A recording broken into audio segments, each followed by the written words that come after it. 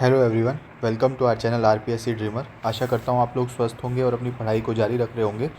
आज हम जो हमारा डिस्कशन चल रहा था सोर्सेज़ के ऊपर, डिस्कशन जो चल रहा था हमारा कि आरएस के अंदर जो प्रमुखतः सोर्सेज़ वगैरह कौन कौन से आते हैं, कहाँ कहाँ से जो है आरपीएससी प्रश्न पूछती है, उसी सीरीज़ में पॉलिटी से रिलेटेड जो क्वेश्चंस हैं वो कहाँ से आरपीएससी फ्रेम करती है उसके ऊपर अपन देखेंगे।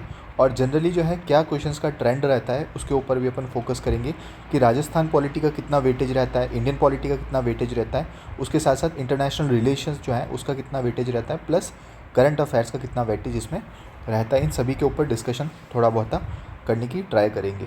तो जैसे इसमें हम स्टार्ट करते हैं, तो ये जो है आपका पेपर 3 है।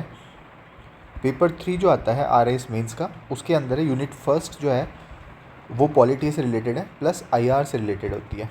ठीक है, अब इसमें जो पहला प्रश्न पूछा गया था आपसे कि in the context of federal system what are the provisions of residuary matters of the constitution of India, यानी कि जो अवशिष्ट विषय हैं वो कहाँ पे दे रखे हैं।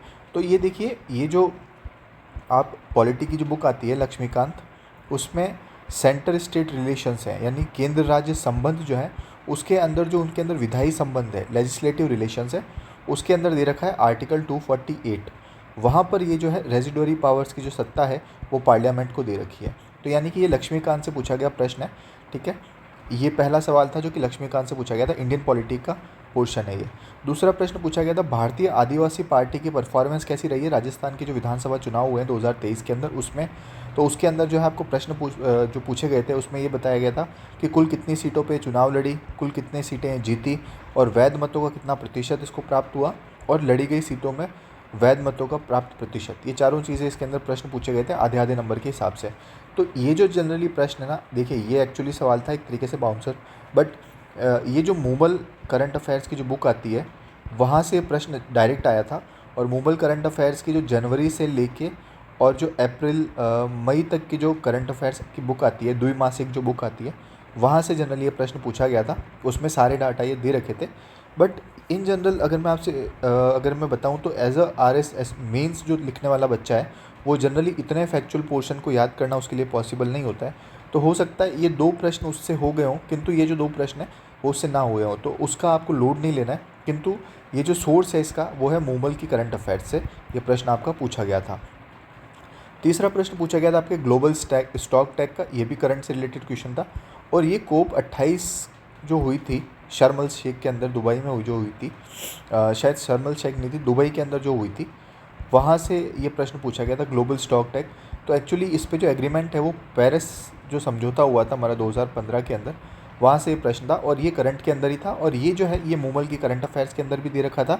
और इसके साथ साथ जो बच्चे आईआर जिन्होंने पढ़ी है कहीं से भी करंट अफेयर्स के अंदर, वहाँ से ये प्रश्न आपका हो सकता था। यानी कि ये भी प्रश्न कहाँ से आ रहा है, आपके मूवल की जो करंट अफेयर्स है वहाँ से ये प्रश्न आपको मिल जाएगा। अगला प्रश्न आपसे पूछा गया था कि भाई निम्नलिखित व्यक्ति जो हाल ही समाचारों में थे इनके अंदर, जैसे इदाशीशा नौगरंग और जो है आलोक शुक्ला, ये दोनों कौन है।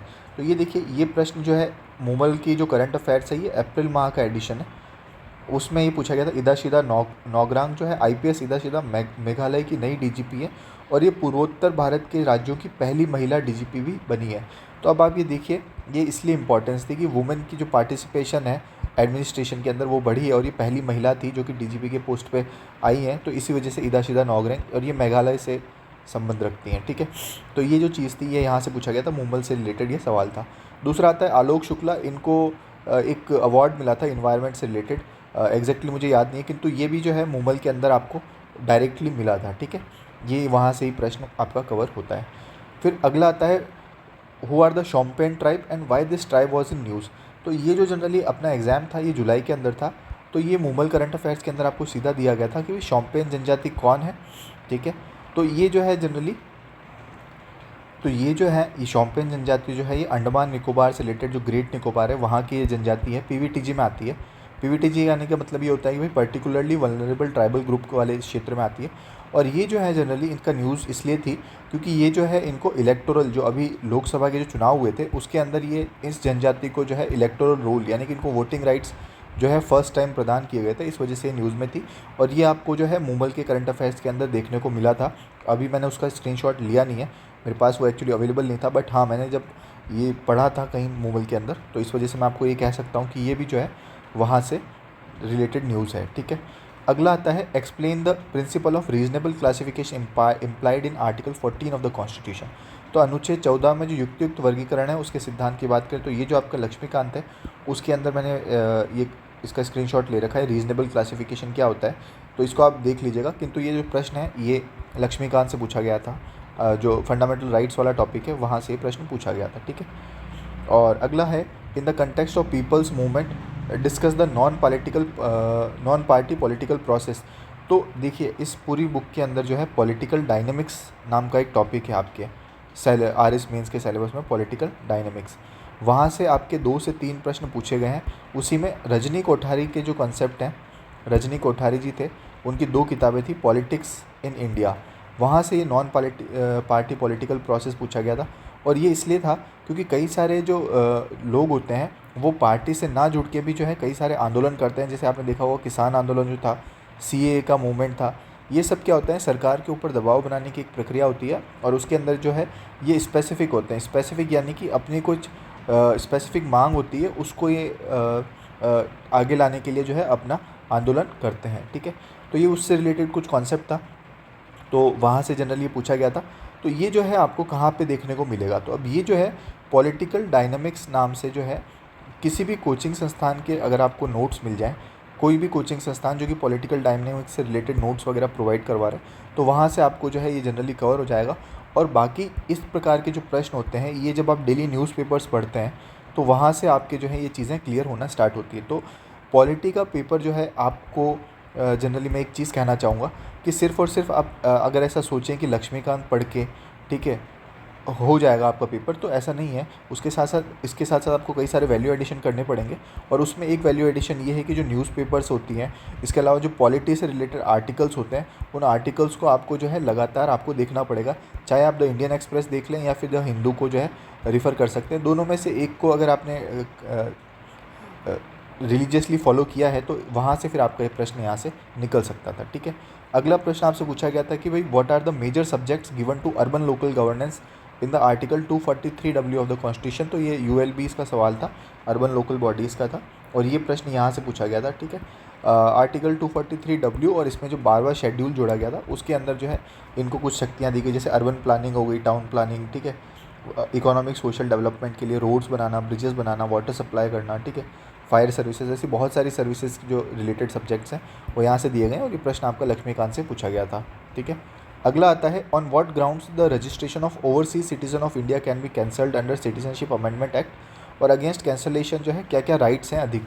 तो ये देखिए ये प्रश्न जो है 2 एस्पेक्ट में आप देख सकते हैं इसको। एक तो आपका जो सिटीजनशिप वाला जो टॉपिक है, अगर आपने लेटेस्ट लक्ष्मीकांत पढ़ी होती, ठीक है, तो वहाँ से ये सिटीजनशिप के अंदर जो है ये CAA, क्योंकि एक काफ़ी न्यूज़ में था, प्रोटेस्ट भी हुए थे इससे, तो वहाँ पे इसको लक्ष्मीकांत में ऐड किया गया। उसके साथ साथ अगर आपने करंट अफेयर्स को डेली फॉलो किया था तो उस वहाँ से भी आपका ये प्रश्न हो सकता था, ठीक है। तो ये दोनों एस्पेक्ट थे इसके अंदर। अगर आपने लक्ष्मीकांत का लेटेस्ट एडिशन पढ़ा है तो वहाँ से भी आपको प्रश्न निकल सकता था। अगला प्रश्न पूछा गया था राइट और not on India's performance at 77th Cannes film festival. अब ये देखिए ये प्रश्न क्या था, बहुत ही अनऑर्थोडॉक्स था, ठीक है, कुछ नया टाइप का प्रश्न पूछा गया था। और ये जो है मुंबई के अंदर दे रखा है आपको, 77वें कान फेस्टिवल जो है वो ग्रांड प्रिक्स अवार्ड में किस भारतीय को मिला था। तो आला वी इमेजिन एट इज़ लाइट, इस प्रकार की जो एक मूवी थी, ठीक है, पायल कपाड़िया की, तो उसमें भारत का परफॉर्मेंस पूछा था, तो इनको देखो ग्रैंड प्रिक्स अवार्ड मिला था। फिर सर्वश्रेष्ठ अभिनेत्री में अनुसुईया सेन को मिला था द शेमलेस के अंदर, ठीक है। पियरे एजेनिक्स एक्सेलेंस अवार्ड जो है वो संतोष शिवन को मिला था। तो ये बेसिकली यहाँ से मुमल से उठाया गया प्रश्न है 5 नंबर का सीधा, ठीक है, करंट अफेयर्स के अंदर। फिर अगला प्रश्न पूछा गया था describe the electoral process of members of Rajya Sabha. तो इसके अंदर आपको पूरी प्रक्रिया के बारे में बताना था कि भाई कितनी सीट्स होती है, उसमें से 12 नॉमिनेटेड होते हैं जो कि राष्ट्रपति द्वारा होते हैं, बाकी का क्या होता है proportional representation by single transferable vote. तो ये सब लक्ष्मीकांत वाली जो बुक है आपके अंदर वहाँ से दे रखा है, तो आप उसको रिफ़र कर सकते थे। अगला प्रश्न आपसे पूछा गया था कि सेकुलराइजेशन ऑफ कास्ट। अब ये जो कॉन्सेप्ट है ना, ये आपका पूछा गया था रजनी कोठारी का ही जो बुक है, प्रोफेसर रजनी कोठारी है, उनकी एक किताब है, उस वहीं से प्रश्न पूछा गया था। और ये जो कॉन्सेप्ट है ये भी आपको जो वाजीराम रावी हो गई या फिर जो आप जैसे विज़न IAS हो गई, वहाँ पे ये कॉन्सेप्ट के बारे में कई सारे जो करंट अफेयर्स को अगर आपने जुडिशियली फॉलो किया है तो वहाँ से आपका ये प्रश्न हो सकता था। बहुत ज़्यादा एनालिटिकल सवाल था ये। एक्चुअली ये जो प्रश्न है सेक्युलराइजेशन वाला, ये आपकी जो सोशियोलॉजी वाला पोर्शन है वहाँ पर भी एम एन श्रीनिवास के द्वारा दिया गया कॉन्सेप्ट है ये सेक्युलराइजेशन का। तो अगर आपको वहाँ का कुछ आइडिया होता तो भी आप इस प्रश्न को जो है अटैम्प्ट कर सकते थे, इसके पॉजिटिव एस्पेक्ट्स को आप लिख सकते थे। ठीक है, अगला प्रश्न पूछा गया था कि भाई identify the distinguish features of first phase of electoral politics 1952 से लेकर 1971 की। तो अब ये देखिए, ये जो प्रश्न था स्ट्रेट फॉरवर्ड था। अगर आपने किसी कोचिंग संस्थान या फिर जो मार्केट के अंदर आपके लिए बुक्स हैं, जैसे पेनोरमा की जो बुक आती है, जो सेकंड पार्ट आता है ब्लू कलर की जो बुक आती है, वहाँ पे जो है राजस्थान की पॉलिटी को होलिस्टिकली कवर कर रखा है। उसमें 1952 से लेकर 71 के जो चुनाव की प्रक्रिया थी, जिसमें अलग अलग जैसे कौन कौन सी पार्टियों का प्रभुत्व था, जैसे इंडियन नेशनल कांग्रेस थी, उसके साथ साथ राम राज्य परिषद थी। ठीक है, इस प्रकार से और कैसे कैसे चेंजेस आए, कौन मुख्यमंत्री थे, तो वो सारी चीज़ें अपने को इसके अंदर लिखनी थी। ठीक है, तो ये जो है आप अगर किसी कोचिंग के नोट्स को फॉलो करते तो वहाँ से आपका ये प्रश्न हो सकता था। राजस्थान पॉलिटी का ये प्रश्न पूछा गया था। अगला लास्ट सवाल जो आपसे पूछा गया था कि there is a view point that foreign policy of India is in dilemma between joining the developed north और लीडिंग द डेवलप्ड साउथ। अब ये देखिए, ये प्रश्न आपको पूछा गया था विज़न के जो PT 365 आती है या फिर जो मेंस 365 आती है, वहाँ से ये प्रश्न जो है आपको कवर हो सकता था।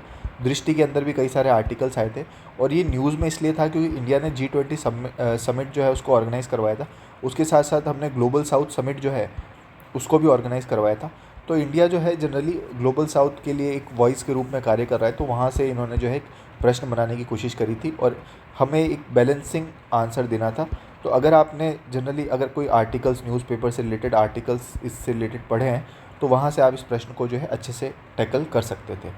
तो आई होप ये जो थे टोटल कुल मिला के जो प्रश्न थे उसमें पॉलिटी थी, राजस्थान पॉलिटी थी, IR थी, करंट अफेयर्स थे। तो अब मैं आपको एक ब्रीफ ओवरव्यू बताता हूँ। जो इंडियन पॉलिटी थी हमारी पास, पॉलिटी में जो इंडियन पॉलिटी थी वो 42 मार्क्स की आपसे पूछी गई थी। राजस्थान की जो पॉलिटी है वो 10 मार्क्स की आपसे पूछी गई थी।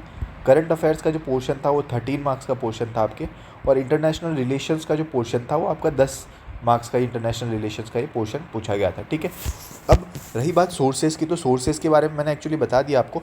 इंडियन पॉलिटी के लिए जो है आप किसको फॉलो कर सकते हैं, इंडियन पॉलिटी के लिए आप लक्ष्मीकांत जो है उसको फॉलो कर सकते हैं। आपका स्टैटिक पोर्शन जो है वो अच्छे से कवर हो जाएगा। ठीक है, तो लक्ष्मीकांत को आप फॉलो कर सकते हैं। ठीक है, उसमें क्या है, कई सारी चीज़ें एडिशनल दे रखी है, और प्लस अगर नहीं परचेज़ किया तो आप कोशिश करें कि लेटेस्ट एडिशन ही उसको आप पढ़ें, क्योंकि उसमें बहुत सारी चीज़ें जो है अभी एडिशन हुए हैं, तो वो आपके लिए काफ़ी यूज़फुल रहेगा। ठीक है, इसके अलावा राजस्थान पॉलिटी के लिए जो है आप 2-3 चीज़ें कर सकते हैं। या तो पैनोरमा जो है आती है बुक, पैनोरमा का जो पार्ट 2 आता है वो उसको भी कवर कर सकते हैं।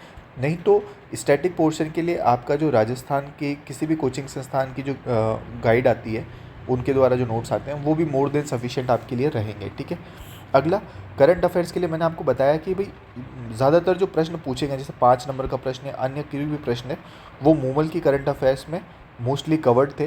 तो यानी कि आप जो है इस मूमल की करंट अफेयर्स को आप फॉलो कर सकते हैं। आपका अच्छा से अच्छा जो मोस्टली जो पोर्शन है वो कवर हो जाएगा इसके अंदर। इंटरनेशनल रिलेशंस के लिए जो है आप PT 365 जो आती है विज़न की, मेंस 365 आती है, या फिर किसी भी कोचिंग संस्थान के जो रिलेटेड जो मैगज़ीन आती है उसमें IR वाला जो पोर्शन है उसको आप देखते रहिए। और उसके साथ साथ मैं आपको एक चीज़ कहना चाहूँगा कि आप जो है न्यूज़पेपर को जुडिशियसली फॉलो करें इस पेपर को अटैम्प्ट करने के लिए।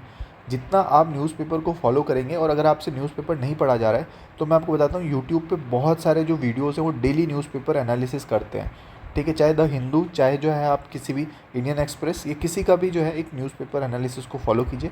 वो ऑलमोस्ट 1 घंटे की वीडियो डालते हैं, उसको आप जुडिशियसली जो है हर दिन आपको दिख रहा है। ठीक है, तो वहाँ से आपका जो मेजर पोर्शन है वो आपका यहाँ से कवर हो जाएगा। ठीक है, तो आई होप आप लोगों को जो है एक शॉर्ट वीडियो मैंने बनाने की कोशिश करी है, तो इसके अंदर जो जितने सोर्सेज थे वो मैंने बताने की कोशिश करी। उसके अलावा इंडियन पॉलिटी का कितना पोर्शन रहता है, राजस्थान का, करंट अफेयर्स का, IR का, ये सब मैंने एक कोशिश करी कि इसमें आपको बता सकूँ कि कहाँ से जनरली प्रश्न पूछे जाते हैं।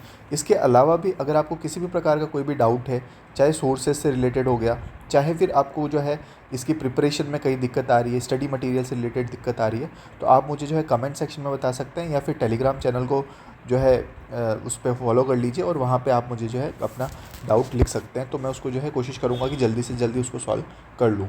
तब तक के लिए आप लोग पढ़ते रहिए, and all the best for your mains examination. इसके अलावा जो बच्चे RS का जो नेक्स्ट वैकेंसी आएगी उसको फाइट करेंगे, तो उनको भी ऑल द बेस्ट। आप लोग अपनी तैयारी को कंटिन्यू कीजिए। तब तक के लिए जय हिंद, राम राम।